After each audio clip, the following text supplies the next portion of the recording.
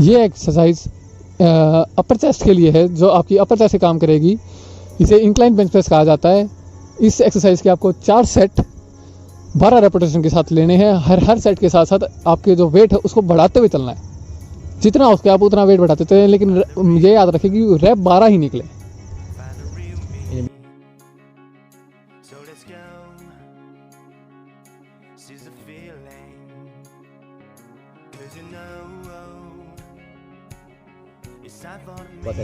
ये exercise cross cable है।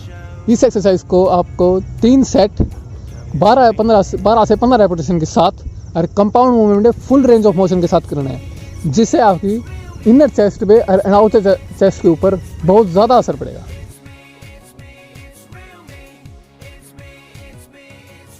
ये तीसरी एक्सरसाइज है जो आपकी dumbbell fly and dumbbell press को मिक्स करके बनाई गई है।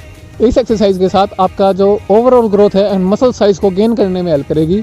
इस एक्सरसाइज के आपके 4 सेट 12 रेपिटेशन एंड आखिरी में आते आते 8 रेपिटेशन तक, 12, 10, 8 और 5 इतने रेपिटेशन आप कर सकते हैं, लेकिन वेट है वो आपका हैवी चलता रहेगा।